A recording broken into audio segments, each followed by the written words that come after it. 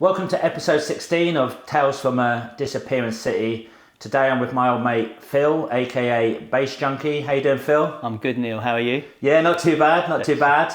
So normally we just start off just talking about sort of music that you first got into. I mean, what started you off on your music sort of journey? On my musical journey? Well, it'd probably be like Ben was saying when I listened to his podcast. It's your mum and dad, isn't it? What they're playing in the car. Mostly my mum, so I was listening to all sorts of things back then. Was she playing good stuff, your mum? You know what? She wasn't too bad. My mum liked reggae, but she didn't really have it in the car. But she was into that sort of thing, and she was into Motown as well. So we had a lot of Motown. I remember we had like a cassette Motown Gold. Yeah. That used to be on heavy rotation. Steve Miller Band, ABBA, Boney M, that sort of thing, you know. Don't be embarrassed about ABBA and Boney M. I've got a big love for ABBA, and like I'll still say that SOS is one of the great pop songs of all time. But I love Boney M. This is my guilty pleasure. Yeah. I love the one with the vocoder at the beginning that goes into Rasputin. Of course, it had a vocoder. Yeah. That's my early introduction. Was that what started? Well, you know what? It could have been that and Doctor Who and things like that with vocoders in. You know, that's probably where my spark. There was a lot in the early 70s because obviously it was new tech and also that what was that one that wasn't a vocoder but it was the voice box where they put it inside the mouth like Roger Troutman's thing. Yeah, exactly. Yeah. I mean that's probably, if you're going way back, Delia Derbyshire with the Doctor Who theme and the Daleks talking like that. That's my early introduction into that sort of sound, and probably had a lasting. Well, I'd say it definitely had a lasting. Well, my guilty pleasure, I think I said there's another podcast was ELO, like Mr. Blue Sky. Oh yeah. I mean, and obviously that's pure vocoder. Yeah, that is. Yeah. I just remember the name of that Boney M song is called Night Flight to Venus. Yeah, and it's really good drumming in it, and then it goes into Rasputin. I love that. Yeah. So that's a guilty pleasure song for me. But apart from that, and going on from what my parents were playing, because my dad's German, we used to drive there like maybe once a year or once every 2 years, and it was a long, hard journey in the car. Tapes would be being played, so we'd listen to certain things over and over again. So that was all embedded in my skull from an early age. But going to what I first bought record-wise was actually The Police, Walking on the Moon, which isn't too bad. That's all right. I mean, because I will say some people try and like change their early records that they bought. No, that was definitely was that honestly the first one? Yeah. That was it. I went to go and get Message in a Bottle because that's what I wanted to buy, but I was too late because I never bought records before until then. I mean, I had my own some records that my parents had bought me, like a Scooby-Doo mystery vinyl album, which was great, and I had like some Sesame Street stuff. Yeah. Oh, you got that one, have you? The Snowman Mystery. Yes. Do you know it? Yes. It's got a really funky tune on it. Okay, I'll dig that out because I got that in. That's a charity shop find when you like just for the cover. My sister still has it.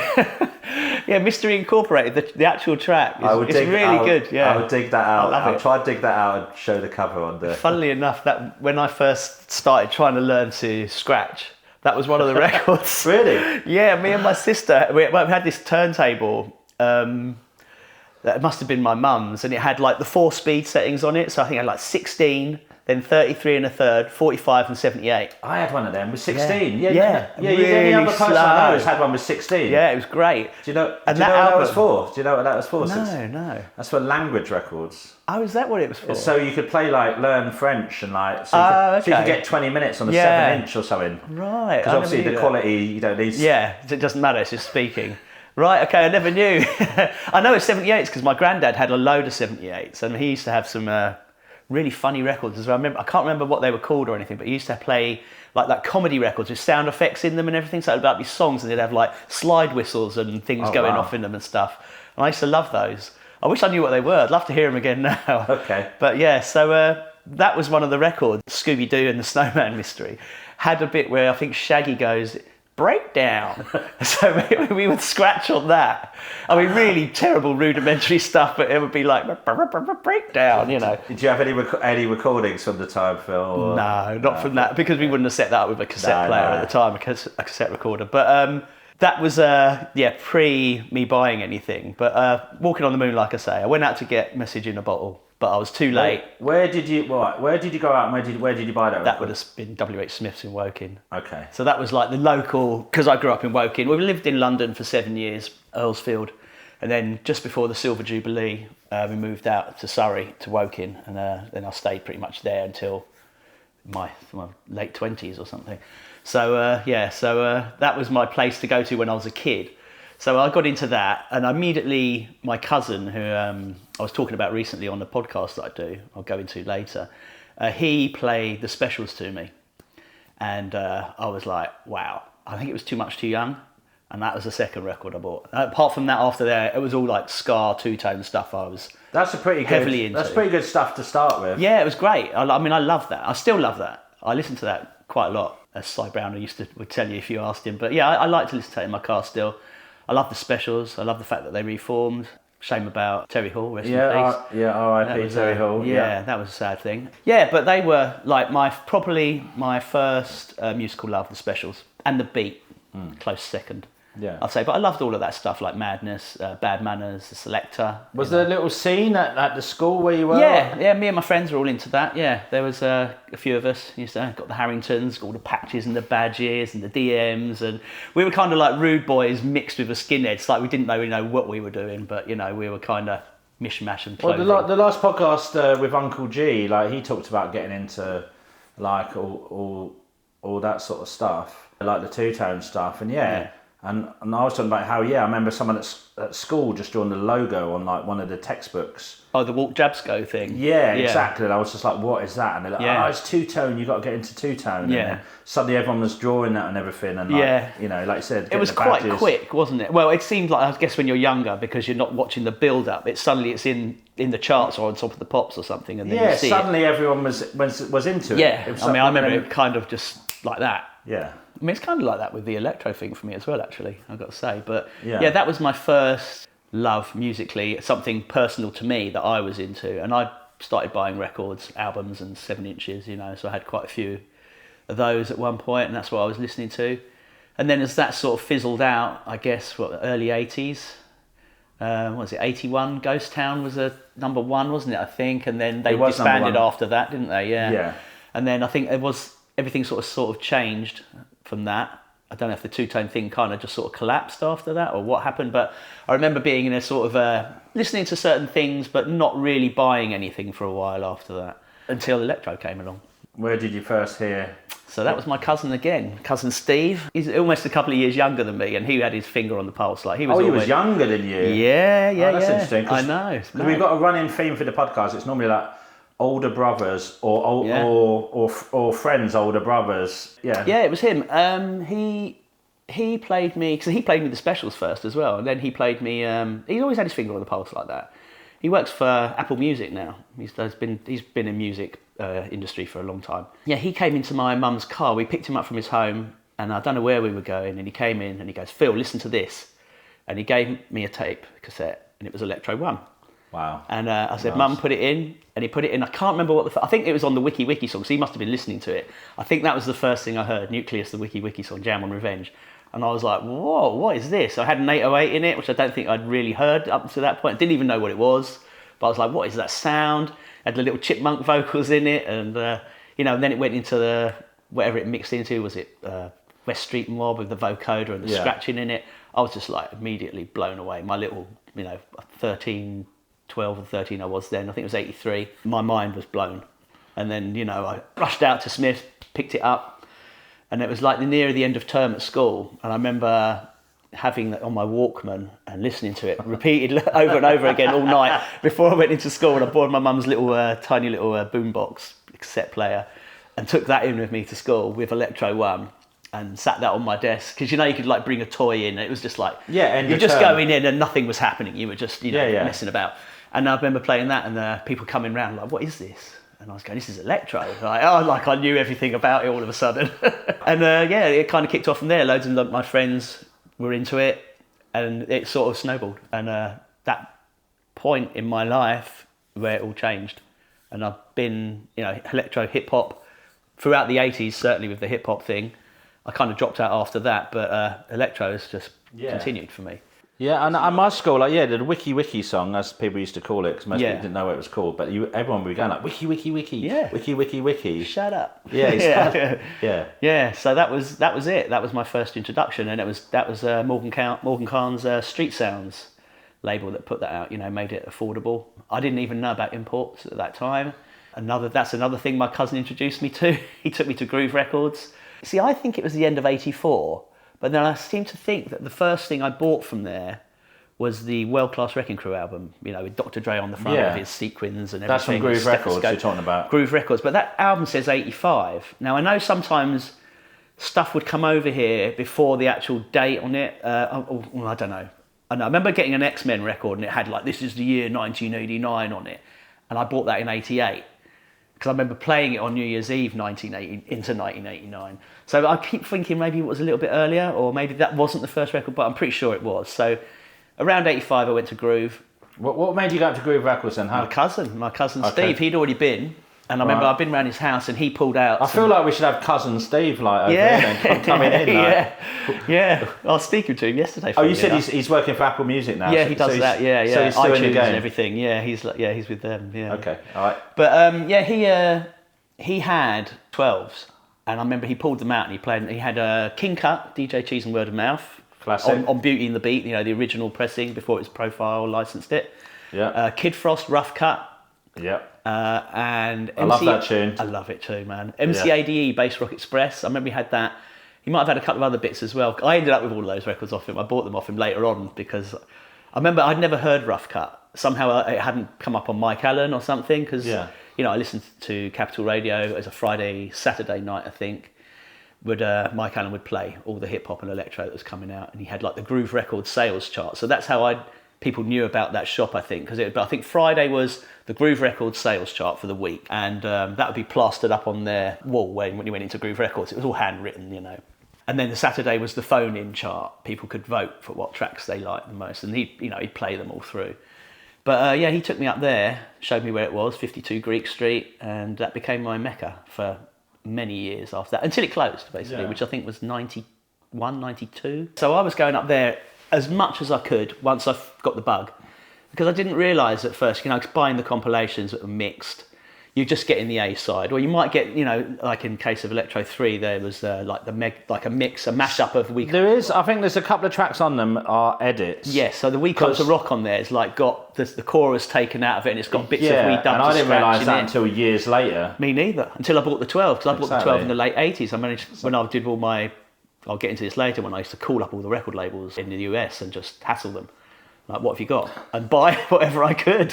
When I had a bit more money then, I had a job, so I could buy, and I was just shipping over boxes of records. Well, you're probably a bit like me, as in, I got all the early electro compilations, and pretty much over the next 10, 15 years or whatever it was, I made it my mission to get all the 12 inches of them. That's exactly what I was doing. Yeah. Because at the time, when I found out about Groove, and then there was Hitman just down the road as well, popped up. So I was going to Groove, and then I'd pop into Hitman.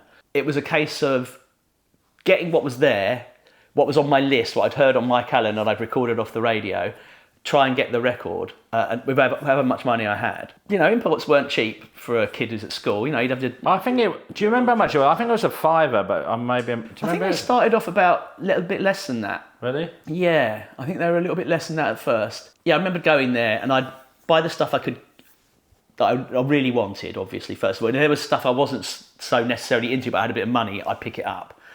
And because I wanted the B-sides as well, I wanted the dub mixes, because you didn't know about those. They didn't really necessarily get played on the radio, they didn't appear on the compilation. So I was excited about getting those as well. They're now my favourite things on a lot of them records, is the dub mixes. Yeah, they're great. Some of them, I love the dub mixes particularly on Cutting Records. Remember that one, that freestyle thing? Sometimes I just like the beats, the rawness of the beats and the edits. Yeah, all the edits. Those are just great. Yeah, or the tape amazing. edits and all that sort of exactly. stuff. I love that stuff. So I was going there. There was also Virgin Megastore on the corner of Tottenham Court Road. Yeah. So I'd go there as well. That used to be good. Yeah, I used to pick up some amazing stuff in there. I picked up Jamie Jupiter, Computer Power in there. I wasn't listening to it either, you just had to pick it up. I remember I got my first Ultimate Breaks and Beats album in there. They had some good records there. And I remember I got some really good imports from HMV on Oxford Street. The same thing. Yeah, that was another place I used to go to. They had a tiny little section, so there was obviously one person in there. Yeah. And they had a tiny little bit, you had to know where it was. Yeah. And so occasionally there would be a record that might have gone out of Groove, because they only got a few copies. Yeah. And if you were lucky, you could pick it up. You might get it there, because most people didn't know. No. And they'd have like this is what it was like. See, people don't realise, who are younger, I guess, but I mean, you'd have a list. I had a paper list, and I was always adding to it stuff I wanted. And if you missed it, you missed it because it might not come back over again. You know, can the listen imports to it on YouTube. You can go on Discogs and do buy anything it. like that. No, and I wanted the vinyl, so I had this list. This is how I got to ringing up the record companies eventually. You know, so I was desperate to get all this vinyl that I'd missed. I had friends at Groove who were really good to me. I had Roger. I don't know if you remember Roger, the guy there, and another guy called Ben, who I was, tight with. They would keep that. They knew I loved Electro. I was Electro man back then. And they kept me anything with an 808 in it, anything, that on that sort of hot, more upbeat tempo, anything from Miami, the West Coast.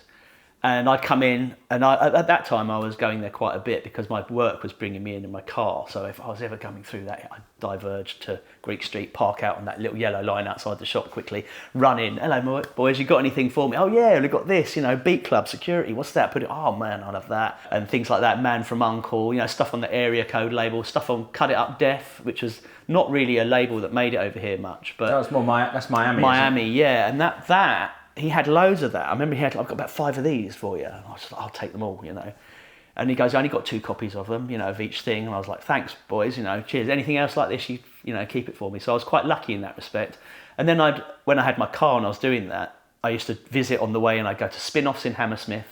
So I'd come down on the A316, Spin-Offs in Hammersmith, which is where I bought all my DJ gear from in the end as well, see what they had. Then I'd do Groove, and then I'd come round. It was Red Records, was on the way out past Carnaby, which turned into Unity, didn't it? Black Market a little bit later, I think, as well. They used to randomly have, really weirdly, stuff on Foresight. I never understood, all the other stuff was not related to that sort of genre. And then, I'd pick up stuff on Foresight Records there. Yeah, you'd find bits and pieces. But like you say, Virgin and HMV, surprisingly, used to have some good stuff. I got Nitro Deluxe, Journey to Cybertron. Do you know that track? Yeah, it's classic. Yeah, that was from Virgin, but just bought because I saw the title and I saw Cutting Records. I was like, Cybertron, Nitro Deluxe. It sounds like it's got to be Electro in it. Yeah. Try it. And I got my first Ultimate Breaks and Beats album from there, the one with the skeleton. I think it was number 8. I didn't even know what that was at that time. I didn't know these were old disco breaks, funk breaks, and they all come from this shop in New York. Yes, yeah. I used to go to at the end of the really? day. Wow. I used to go in that shop, and they used to sell loads of bootlegs in the basement. Okay. It was kind of connected. It was a really weird shop because it was, I don't know, was it 9th Avenue and 42nd, right near Times Square. Okay. It was actually partly in the subway. Because it was all illegal, wasn't it? Well, there was a whole bit of that shop where it was just sort of bootlegs, and I think the guy, was it Lenny, who used to work behind the... I don't know. But he did some early ones, I think Octopus Breaks. Yeah, I've heard, and then they turned into Ultimate Breaks and Beats. Yeah. And so... I didn't know about them until number 8. Yeah. And then I started buying 2 copies because I was trying to, I was doing the, juggling. I got all the Paul Winley ones there. Do you know them ones? I know the name Paul Winley as a label Bambata was on, wasn't he, or something? With Def Mix or something like that. Is that that's what Def Mix was on. But he was this guy from Harlem. He sort of... Right. Maybe he's a bit more like Morgan Khan, bit of a chancer. But he'd be releasing all this sort of stuff. But he did these ones called Super Disco Breaks. Yes. Which were basically... a black cover with white writing. I think it's 6 volumes. And they were basically all the records that more or less people like Africa Bambaataa were playing at. The DJs were playing and cutting up and hiding what the track was. But they're early 80s they are. They're like 1980, 81 or something. Yeah, I think I had one of those. Did it have there's a Chiba song on there? I think one that maybe the Saturday night break band. Smoking Chiba. Yeah, I think Schoolie D used it, didn't he, for Saturday night or something. Yeah, so I remember I had that. That's gone now as well. So I've sold so much stuff over the years just because I just have the space and... I'm a bit ruthless like that. Once I start, not with my Electro, really, very rarely, but I've culled my collection a lot over the years. But yeah, I was going around there and buying stuff, and my life basically revolved around getting those records. I had to have them. It was an obsession. If I went on holiday, I was worried for what I'd missed that week or 2 weeks. Like there might be something coming out that I'm not going to get again. Well, I used to go out with a friend of mine. And we'd buy different records because obviously because they were expensive. But I'm more talking the mid 80s here because this is mid 80s 84, 85, and so I actually have enough of 1 or 2. Yeah. So something like you mentioned, like Rough Cut by Kid Frost. Yeah. He bought that, and again for years I couldn't find that record. Yeah. And I was gutted, and again, like you said, there'd be only a few copies in the country. Yeah. So. And also, I remember he got, which I was literally after this for about 15 years. It was Hip Hop on Wax Volume 2, DJ Red Alert. Oh, didn't he do the Essential Electro mix? Is that the bonus track on it? It might be Chuck Chill Out, but Oh, okay. I don't know. Is that the one that goes DJ Red Alert goes berserk? Yeah, exactly. Yeah, I do remember that. Yeah. Yeah, and like again, like it's not that hard to find now with Discogs and all that, but it was the sort of record over here. It had a red cover, and I was always looking for that record whenever I searched for a record. So I could never find it. Yeah. Because there's probably only like 10, 15 copies got over it in mid-80s. Yeah, it's mad. I mean, that's how bad it was. If you missed out, you missed out. And that's like why eventually, when I had a bit more money and I decided to go through, and I was doing the thing with going through all my old Electro compilations, I had them all on cassette. And everything I didn't have, I was like, I'm going to get that. And I was ringing up Cutting Records, getting anything I could get from them. I was calling up JDC in California for anything on their label, Macola, which was a gold mine for me of the stuff I'd missed. I got so much from them. I did a few orders with them over the years and just bought loads. And then Simon Brown as well, Dexasist, also started doing that with me, and we'd just put an order in together and get stuff come over. So things that I'd missed, I'd start to fill the collection because I just wanted them, you know, I had to have them. And it had to be on import as well. If there was a UK release, I just really wanted the import copy.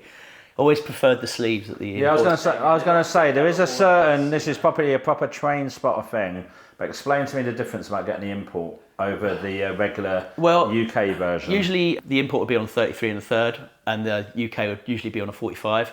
But it was the packaging was better. Even if it didn't have it was just a plain cover. The jacket made in Canada. Do you remember that? Yes. A solid card. Thick card. Not so bendy, not so floppy and flimsy. You know, those UK ones, if you weren't careful, you'd put the record back and it slid out the back because it was just so paper thin. You know, so it was just a bit shite. So I used to like to have the solid card. You know, I was like, that's it. And also having the import. I mean, it's the first release. It's the original. They sometimes they'd have them little green stickers on that would just be like the import stickers. Yes, yeah, that's right. Yeah. Well, I used to take the plastic off of mine, so I lost a lot of that stuff. But yeah. That's all right. Anyway, we're probably fetishising like some, you know, but that's how that was how it was. Yeah, I mean, it was an obsession, and I had to have these records, and I got pretty much everything eventually. But yeah, like you were saying, you had a friend who bought. I had a mate of mine when we bought together our DJ setup. So this is the end of '86. 21210s, a Phonic MRT 60 mixer, which was DJ Richie Rich's, because he used to work in spin-offs. Okay. Originally, yeah, he used to teach scratching there and everything. So that we bought that second hand. We had a MOSFET H&H amp, like a 900 watt thing, really decent. Helicopter light and some amazing. Jamo 300 speakers. You know, those really big black and red things. Yeah. I don't think they were particularly great, but they did the job. They looked cool. Yeah, they looked cool. That was our set. We went in together with that, and then we used to buy records. We were previous to that. We were buying together. We'd go up together. He'd buy stuff. You know, whoever found it first, or I'm having that. Well, there's no point me buying that one because you've got it. Because we'd go out and DJ together. No, I remember when I went with my mate, we would more or less, you'd be kind of gutted if they got a record first. But it's might as well just let him have it, and you know, you might find something else and get him before on that one. You know, that's how it went. Yeah. But but that was how you had to do it because you know we didn't have the money. But we used to have to stamp the records as well because you know theft of records. Yeah, people would go through your bag or your box. And you'd find stuff missing if you played a gig. I had a guy reach through and grab a whole bag of records while I was DJing at the end of the thing and run off. No. Got them back. Yeah. Wow. Yeah, that was annoying. But yeah, I used to stamp BSC. So if anyone's got BSC on a record, that's one of my old ones. There's a lot of them out there. That was Base Station Crew. So that was our little DJ. Trying to think if I've got any records of BSC. I don't think I have. But You know, just a basic BSC stamped in the middle. But yeah, so that's what I did. You know, I don't do it anymore, but I used to do that so if I found it in someone else's box, I knew they'd had mine. You know. Yeah, I mean, to me, that's one of the worst things you could do. Is like steal someone's record. Like, yeah, definitely. It happened to me a few times. Not too much, thankfully, but when it happened, I hated it. So I was very precious of my vinyl, always. I didn't want to have to go and buy it again. And sometimes you couldn't get it again. That was the point, if you like, I think, because it was more like, if it went missing, you couldn't find it. No. I mean, now you can buy it again. Yeah. If Discogs, someone's going to have it, or eBay or something, you'll find it. You might have to pay a premium price for it, but, you know, you'll find it. I mean, I remember leaving, this is probably about 12 years ago now or so, when I was DJing up in London. I think it was a Wang night. And I was really wasted afterwards, and I was getting a cab back with everyone back to someone's house. and I had my record box in the boot of the taxi. I just fucking left it in there. And I didn't realise, like a few hours later, I was like, oh my God, my records. Luckily, rang around, somebody knew who we'd got the taxi from, they found it and paid the guy to come back and deliver them back to me. Wow. So lucky, but I was like, panicking, like, oh my God, some really good stuff in there. I've done sets where I've taken out loads of rare hip hop and and early funk and soul, and then when you look at the cost of like some box, and you're thinking that's several grand in that box. Yeah, like it's horrible, isn't it? Yeah, it's a horrible sinking feeling. Because that's the one thing I do care about, like of my family. If said something happened to the house, like it flooded or a fire, my vinyl. Everything else is replaceable, easy. The synths, the MPC, all like things like that. I mean, obviously, I wouldn't want to lose tracks that I've got. I mean, I load everything up to SoundCloud now and save it on there private, just so it's backed up on there as well as on hard drives and stuff.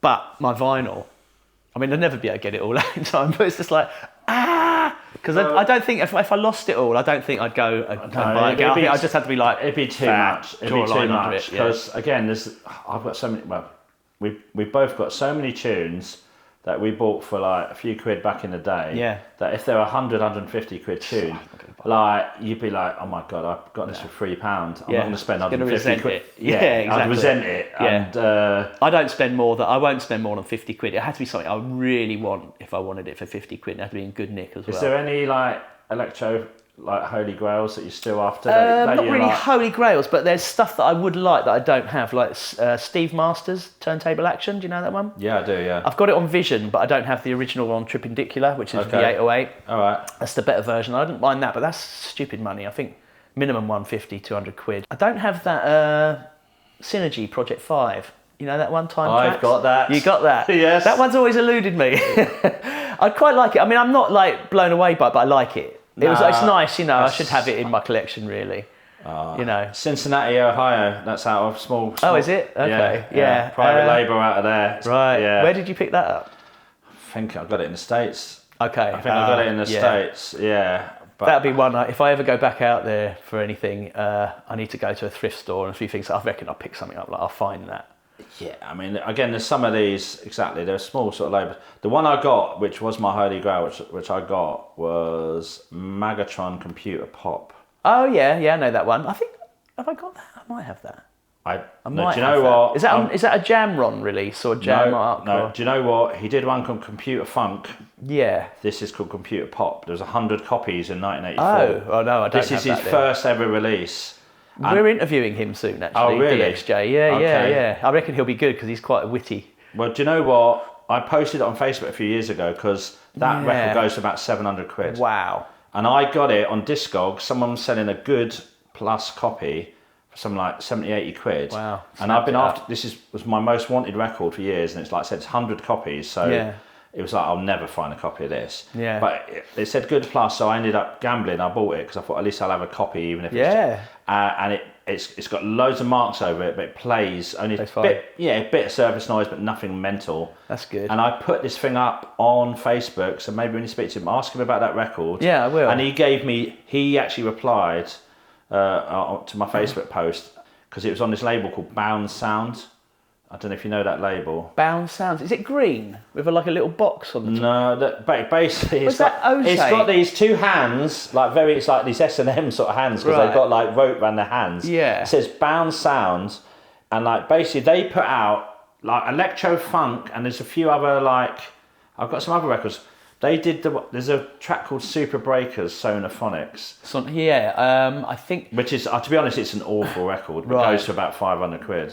Yeah, well, he had. Do you know Mommy? What's a Bass Onlyan? Yes, I love that tune. It's so funny. I love it.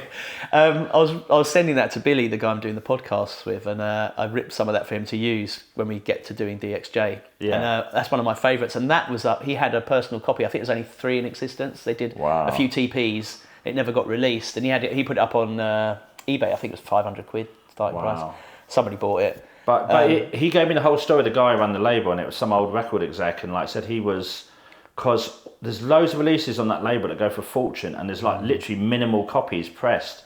So it's like a really, and what the weird thing is, on the label for the Computer Pop, it's got an address, and if you Google image the address, it come up with this gas station in the middle of nowhere in like Florida. Yeah. And there is a little sign in the window of the gas station that just said records. What's his name? Macaulay. James Macaulay. James Macaulay. Sorry, yeah, James Macaulay. He said that he'd go and meet this guy at random sort of spots, and like he'd be trying out these. So I think he was just trying out these records, and because I always want to know. I need to ask James when we interview him. Is he originally from Detroit? Because a lot of his early stuff's always like Invasion from the Planet Detroit, Detroit something else in Detroit, which is kind of weird. You know, I want to know if there's that techno connection with him. You know, and did he know those guys? Did he know Juan and Jeff and people like that?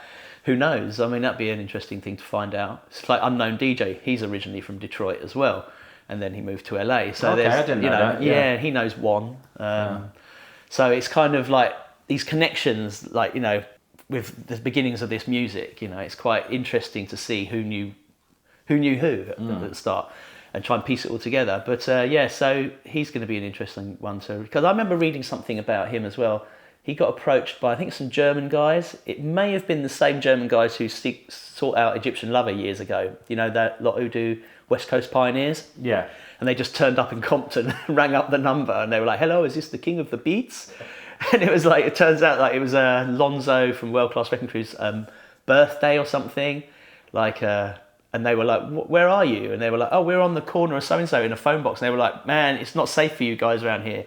And they went and picked them up and took them to the party. On their website, they have photos of them there with Egypt and Lonzo and that. Is that with the breaking and entering, or is that something else? Well, that's the film, isn't it? The documentary from early on in. But they did the record, didn't they? The re-release. They did that record for the film, didn't they? Yes, there is like 5 copies of the original, and then somebody re-released that. I do have the repress of that. I don't know if it was them, but these guys, West Coast Pioneers, they went to, I think it was them, I could be wrong, but called up James Macaulay and said, "Look, whatever you've got," or somebody did, and said he had like a garage full of stuff that had never been sold. Boxes and boxes one of them records. is the Computer Pop, because maybe. I think what they said, I remember reading that story myself, and they said he had it in his attic, and he got him a copy down, and he gave it to him. Yeah. And then he didn't really realise that online it was going for like 500 quid or. That's it. I mean, again, if you're not looking, you're not looking. Well, but again, that's why these records are rare, because they didn't really. Well, like the story I heard was like that he had boxes of stuff in his garage that he just never looked at. Yeah. And the guys said, "We'll take everything you got," and they just bought all of it. And he was just happy to get shot of it. You know, oh, good, someone's going to play it. I'm pretty sure it was Germany, because I know there's a big contingency of electro heads, Miami bass heads in Germany were keeping it going and bought all that up. Yeah, no, I know there was a whole scene in like bootlegging all these sort of kind of rare electro records. Yeah, definitely. But so they were getting the originals, and I guess they made got them for their collection, and then made some money selling them, probably on eBay at that time. You know? I mean, this is how it works in music. Yeah. A lot of times people do these records, no one gives a shit about them at the time. That's it, yeah. And, you know. Yeah, 10 years later or so, you know, exactly. That's great, and how can I get it? And then it's really obscure. This was the same in Northern Soul. Yeah. You know, all the DJs going over and buying these soul bringing records that were made by people, and then like obviously they were trying to copy Motown, and there was like 100 copies, and obviously someone from UK comes over and buys it for a couple of bucks, and it's going for like, I know, it's crazy, isn't it? You know, lots of money over. Because there's a whole vibe around it, you know, and they bring it back over, and then nobody knows what it is, where to get it, and then those things become like a holy grail, you know, and it's like you've got to have it. People who are serious collectors will pay serious money for it. Yeah, but there's a guy called Major Lance who's like done a few of the Northern Soul records, and there's stories about when he came over, and I think he played at the Wigan Casino. Okay. And like like people are queuing up, and then like there's thousands of people there to see Major Lance, and like he couldn't get arrested in America, and he was just like, he couldn't believe that, you know, he's got this mad place in England, crazy, and people are singing along with his records, his obscure soul records that he did in the early 70s. Because you wouldn't know that, would you? If you don't get told, you know, it's like, that's it, you never know. That's great stories like that, I love it. I mean, someone told me actually that this thing about 90s techno called blinding. Have you ever heard of it? No. Have you ever heard of this? No. And they said there's this scene in South America, because he talked about some of my records, but how these people that they were buying records of Discogs from the 90s that didn't have audio on, and because they wanted to find like obscure 90s techno, and they were calling it blinding, like to buy records blind. Right. Because he was saying like there's some of my early techno stuff that at the time I don't think had any audio up, but there's all like because there's people just trying to, again, it was almost like this train spotting, digging sort of thing, but online sort of version. Yeah. Okay. Still trying to, which was interesting because still trying to find these obscure little tunes that you can go like it's mad, isn't it? So I don't know. I think that will be going on for I think always people are going to be seeking out things, you know, and going backwards and trying to find out these little missing links and pieces of history and stepping stones into genres and things. There's always going to be people seeking out that sort of stuff. Yeah, I mean, it's interesting because people do say like, "Oh, have they found all the records?" You know, but you know, I'm sure there's a few little bits. Yeah, I mean, I'm constant. I mean, doing this thing with Billy, he's been interviewing like over 100 people now, and people dropping in track names by artists, and most of the stuff he said, "Have you heard this film?" Yeah, I know it. But he's been chucking a few my way. I mean, some of them I'm not into at all. But there was one, Super Rock, by I think it's Maurice Starr. Okay. You heard that? Oh, no, I know Maurice Starr, but I don't know. It's lovely. Yeah. Vocode, a really fat bass line, 808.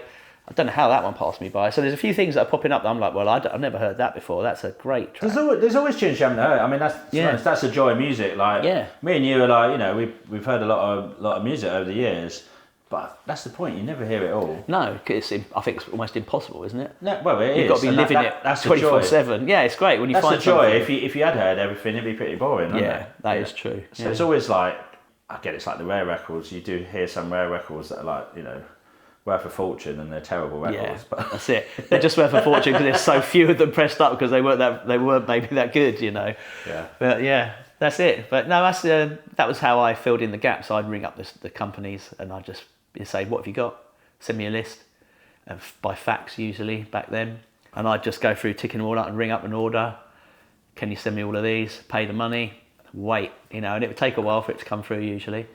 And I'd get them and open up the box and I'd be like, "Oh my God, look, you know." That's clever, man. That's the way to do it, you know. And I filled a lot of gaps that way, and I got a lot of stuff that I would never have got otherwise. Well, like we said, back in the day, you couldn't order anything online, so you really had to... Yeah, you had to go out. And you had to basically cold call these labels. And usually once you got onto them, they were quite happy. They were quite like, "What do you want that for?" I remember cutting records, were like, "What do you want these records for? These are really old." And I was like, "Yeah, but I want them. I want the bebop, whatever it was, dub to scratch version of We Come to Rock." And you know, I remember getting things like B-Boys Break Dance and just stuff I looked on there that I looked like I might be an electro record. You know, sometimes it didn't work. I got some stuff over. I'll just sell it, you know. And then I'd go to the second-hand shops, you know, usually with Andy Park. Do you know Andy? The original, yeah, of course. So the original Fear Teachers lineup. So it was Cy Brown, Dexassist, who became Dexassist. Lee Savage, who used to do his live 808, 303 sets, his acid stuff. A guy called John Cox and Andy Park. And then myself, I would do the scratching because I knew how to scratch. So I would do scratching over the top. I mean, Andy used to drop in Reckless, and that was like me to go up to the decks, always cutting over with Hashim. And I'd do that for about, you know, however long, and then that would be my involvement. Really, apart from that, I'd let them use my equipment because I had the gear. So you're searching out all these electro records, but you also started going out to events. I mean, I know we had a chat with Ben from a previous episode of the podcast. He talked about UK Fresh 1986. I believe you were there as well. I was there, yeah, and with my cousin again. Hey, cousin Steve. Cousin Steve. Hope you're watching, Steve. Yeah, we went. I was 15, he was 13. When was it? It was July 86. So yeah, I was about to be 16 and he would have just turned 14. Yeah. Right. So did you hear who Ben went with? His mum. His brother, but his brother wasn't too happy. I bet his brother ditched him as soon as he got in there, like going with mum. Yeah. But you know, he was only 10, bless him. No, I'm fair play to him. He got there. You know, persistence paid off. But yeah, I mean, that was amazing. I mean, I only went to the afternoon one like Ben because I mean, I wasn't. You know, I don't think my parents would have let me stay till 10, 11 for the evening one. And I was gutted because I really wanted to see, because I was a massive World Class Wrecking Crew fan and Mantronics, and both of those were in the evening. And when I got there, because I've still got the programme in there, I'll show you it later. Okay, I'll take a picture of that. Yeah, I've got signed, I've got lots of autographs in it as well. So this is the one that Morgan, when he did his website, he didn't have one. I said, I've got one. So I scanned it all for him. So if you look on there, he's got my one. It's got Just Ice autograph. Oh, that's cool. Steady B, Captain Rock, KMC of Word of Mouth, a few other people. I love Captain Rock. Captain I Rock, was yeah. obsessed with Captain See, Rock. I don't remember. I was listening to Ben's story about him shouting "penis, penis, penis." Oh. I don't remember that. But then I might have been, like trying to get autographs at that time. So I remember hanging around right side of the stage where the artists would sometimes come out. And there was you might us want to kids reference. hanging out. And, might want to reference. So what did Ben say about Captain? He was saying Captain Rock was doing a really good show. You know, he's a proper performer. I think he was like jumping up on the speaker and giving it some. And apparently he just broke into just saying penis repeatedly. Okay. And it wasn't his finest moment, but I don't remember that. But I mean, you can hear these tapes. You can hear. There's people who have the audio of that. All right. I might go back and listen. I mean, unfortunately, Captain Rock is no longer. He has died. Sadly, he's no longer with us. Yeah. But yeah, he was one of my favourites. Yeah, he was great. I mean, I love that music. I love the first 3 12s, I think it is, isn't it? Return of Captain Rock, Rock to the Future Shock, and Cosmic Blast. Cosmic Blast. Yeah, Cosmic Blast or something like that. Is it Cosmic Blast? I don't know, I could be wrong. Cosmic something. Yeah. Those 3 are just great. I love them. All right, but back to UK Fresh then, yeah? Yeah. So yeah, he was there. See, DJ Cheese and Word of Mouth, Flash and the Furious 5, Steady B, MC Boob, with Grand Dragon KD, who also died last year. Oh, Sir Mix-a-Lot. I got his autograph. I've actually got like a signed photo from him. It's got Sir Mix-a-Lot, Techno King, he's written on it. And they're all standing there like with their legs like standing like really like down this alley somewhere in America. He's from Washington, I think, isn't he? Well, it must have been a pretty big gig for them. It was huge. It must have been a pretty gig for them flying, like we're talking about the Northern Soul and stuff like that, and coming over to the UK and like having loads of screaming kids. Yeah. It was mad, honestly. Was it mostly kids at UK Fresh? It's a cross section. Like Ben says, I mean, I guess 10 maybe must have been the youngest, I would say. Up to maybe early 20s, maybe a bit older. But yeah, I mean, I wasn't really paying that much attention. I was watching what was going on stage, and I was trying to get autographs, trying to meet. I remember Mantronic coming up a couple of times. I gave him my program, and he just passed it to someone else. And I was like, and he passed it to someone I already had the autograph from. It might have been Just Ice or Steady B, like again. I was like, oh man, come on, Mantronic. Sign the fucking thing. Yeah. Yeah, he didn't. But yeah, I mean, I was like awestruck because these are people, you know, you're a kid, I'm 15 years old, I'm totally immersed in the whole hip hop culture by then. I'm pieced it all together a bit more by then. It's hip hop, and like, you know, I love all the element. So wanted to be a b-boy, couldn't really pull that off. You know, I have to do a few moves and that, but was never could call myself a serious b-boy. But I had that mentality. I knew I was starting to DJ at that point. I was buying the records. I could rudimentary scratching, I think, by that point. Yes, would have been, yeah. Just about to buy my turntables and everything. So, you know, I was totally into it and totally awestruck. And the afternoon was wicked, but I was gutted that I didn't get to see the 2 people I wanted to see the most, which was Mantronics and World Class Wrecking Crew. But I was there and it was great. And I've got fond memories of it. I had the T-shirt, I had the cap, and I had the program. Somebody nicked the cap from one of my house parties years ago. Somebody walked off with that, and that was gutted. Yeah. And the T-shirt fell apart. And I remember I had the 12-inch as well. That is Hashim with MC Devon. Not a good track, sadly. Yeah, I've got that 12 somewhere. I think not very good. No, it's awful. It's just not memorable at all.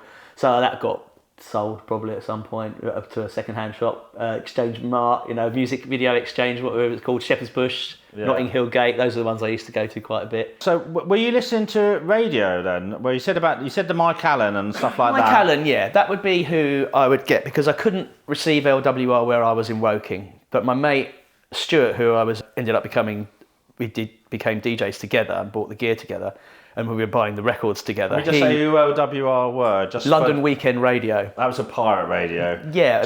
Because there's obviously some people listening to this. LWR. Yeah. Yeah. So that was my mate Stuart Wilson, who used to he was in Shepperton, and he could pick it up. Although it wasn't always a great signal, which is where Cy Brown comes from as well. Yeah. So that area, they could pick it up a bit. So I couldn't get it. Yeah. It wouldn't come through. It'd just be static, maybe a bit. So I used to he'd record it and he'd give me the cassette, and then I'd listen to it. The cassette culture, being able to do that. Like, again, the pause button, the tape recordings, and exactly, the pause button of some tune. Yeah. I mean, you mentioned Richie Rich, because I think there's been a lot of DJs called Richie Rich over the years. Didn't he used to play in the Westwood show, or? I don't know. All I know about Richie Rich is the records he put out. So he did that Check It Out, which was on Spin-Off's record label, and he did Don't Be Flash, that was on Spin-Offs as well. They did a Okay, little 'cause label for him. I remember I used to have some tapes of him from Westwood on LWR. Or It probably was him, yeah. And he was cutting up all these old Yeah. funk records. And again, for years, I was trying to work out what these breaks he was cutting up from. Right. Yeah, I remember seeing some video footage of him in the 80s. This is going, and it probably was when I saw it in the 80s, and he was cutting up 2 copies of Hashim in some club. So, he was doing that. He used to give scratching lessons, like I said, at Spin-Offs.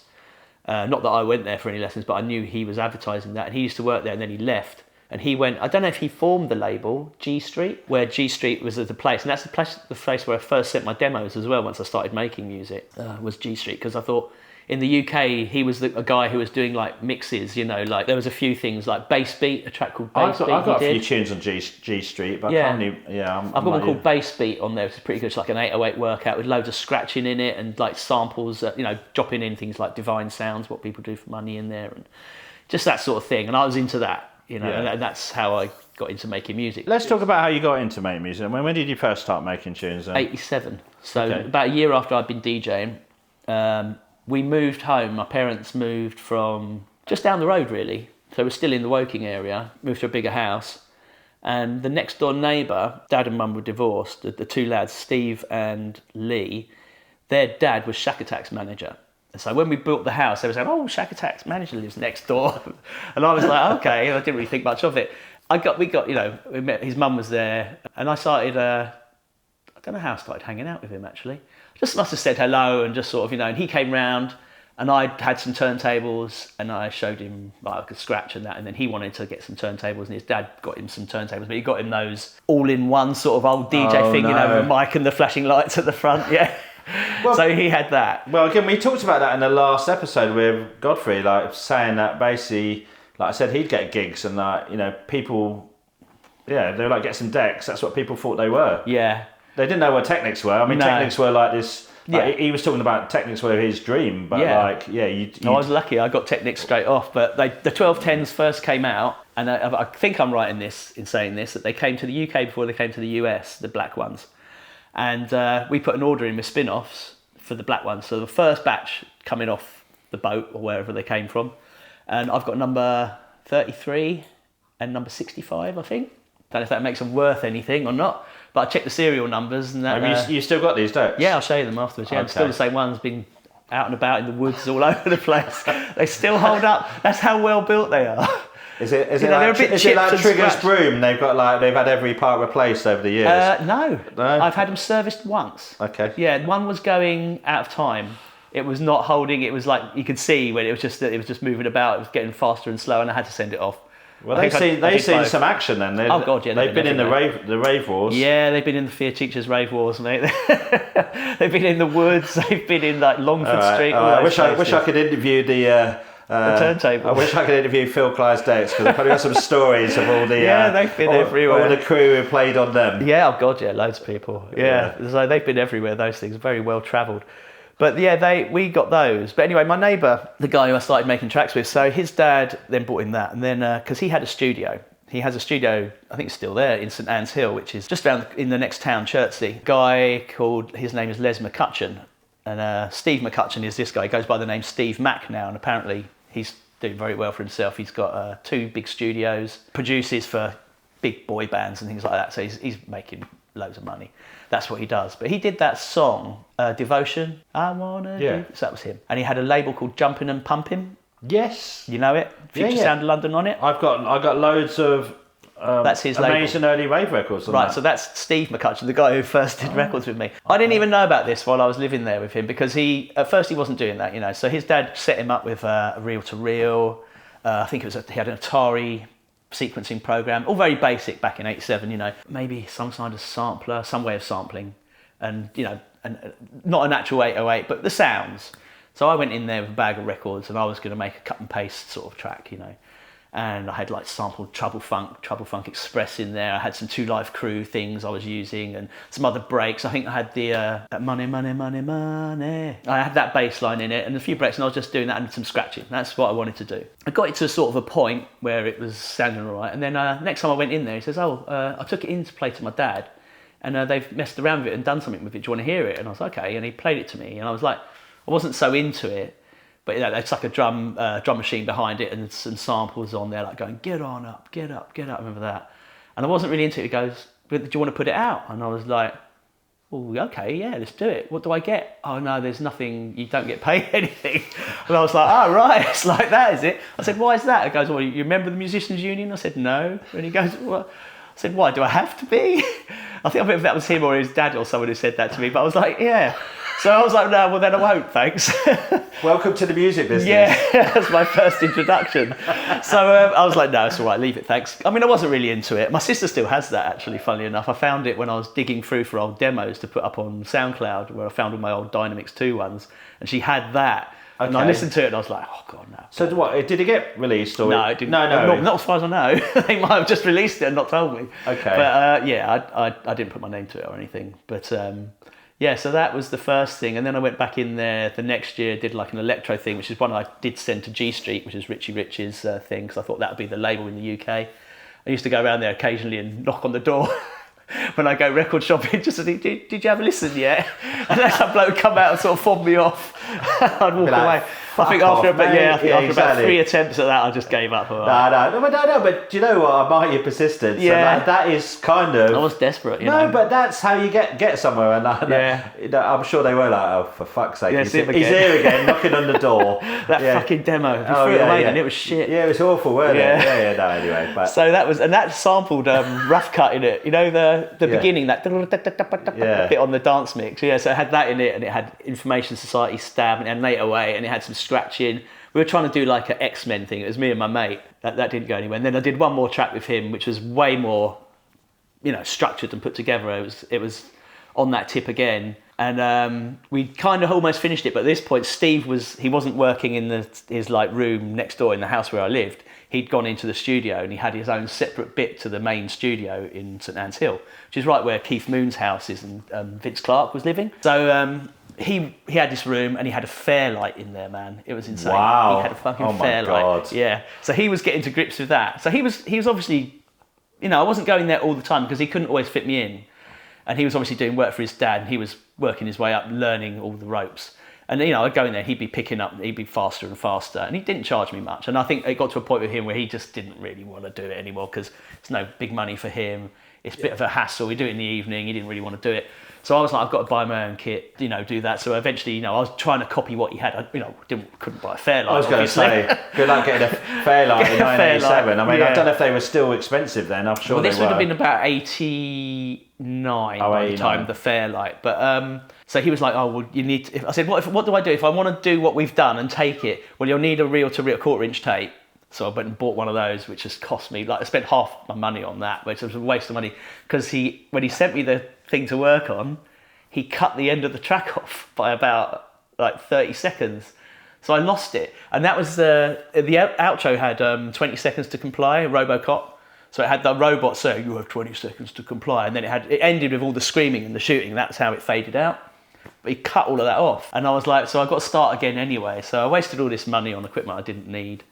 Should have just bought an SP1200 and I could have done Miami-based style, Electro. Well, you don't know though. I mean, again, I bought lots of dodgy equipment back in the day when I first started. But you're desperate to start. You're like, because you've got all these ideas and you're like, God, I've got to get it doing because I'm just wasting time now. And I just jumped in and I got a loan and I did it and then realised. Well, and again, we talked about this in a few others. There was, again, there's a bit what Godfrey was saying about, he was saying about it took him ages to learn how to mix because there was no instruction to how to do stuff. No. So you can go online and say, how do I set up my own home studio and write a tune? It was literally like you had to guess and work it out. It's knowing people as well, I found. Yeah. And if they were up for showing you. So later on I met Jim Neen, my mate Jim, who I do Middlemen with. He was already making tunes under the name Planet Throb with his mate Andy Chapman. And he was known as the Fearsome Geordie. And he was just doing rudimentary stuff, bedroom tracks, but he was good at sequencing. So when I had my studio and I met him and Andy came over and they were showing me some things with the reel-to-reel, and we're trying to record and showing me how to, we had a real basic program. I just mirrored what they had. They had tracks for Apple Mac and I had an old Mac Plus, the built-in screen, floppy disk, you know, that style. And it was very rudimentary, but I was doing everything on tracks, and Jim would show me like, you know, well, you do this and put these notes in like that, and you can make it like sixteenths and stuff, you know, and triplets and whatever, and 32s, and doing like little sort of just how he's quite funky, Jim. Like, he's got a lot of funk in him, and he was just showing me how to play samples, make it interesting, and showed me a lot. So until that point, I was kind of on my own, because my mate Stuart, who was, you know, interested at one point, lost interest. So I was like trying to find my way, and I'm not very technically minded. No, you need someone to actually properly show you. Yeah, I like to be shown to do stuff rather than read the manual. I'm that kind of guy. I get bored of the manual. I learn the basics, and then I'm just like, I'm off. I want to just make tracks. That's all I want to do, is make music. If I could plug something into my head and it just pours out, I'd much prefer that, because I don't play any instrument. I used to play saxophone as a kid, but I didn't read music then. But I don't play any keyboards, which is really what you want to be doing if you're going to be doing anything really with the music we make. But yeah, so there was, you know, that. But yeah, I just learned through watching other people, and, you know, I got on, had my own studio, and then I started bought some stuff that was more suited to me and that I could work. And by the time I was making tracks, I'd started to go into this place, Kingston University, the Gateway School of Music and Technology, and I got on a course for a year with that. But by the time I got accepted onto the course, I was already flying. You know, I knew the ins and outs of my S950 Akai sampler. I was making tracks all the time. I'd already probably made about 20 tracks. I've been sending demos off to Dynamics 2, and you know, by the time I was doing these lessons, I was teaching the lesson on sampling. I knew more than the guy in there. I was doing time stretching and all this sort of stuff. Yeah, that's how I got into making tracks anyway, and that was a little bit of a boost going there. But, you know, I kind of really flunked out on that in the end, because I wasn't interested in the live music side of it. So going into the studios, miking up drum kits and bands and that, I just thought, I'm not going in today. You know, I was going out with Psy and places like, I go to clubs and stuff in the night, you know. Join us in the next episode for part 2 of my chat with Phil.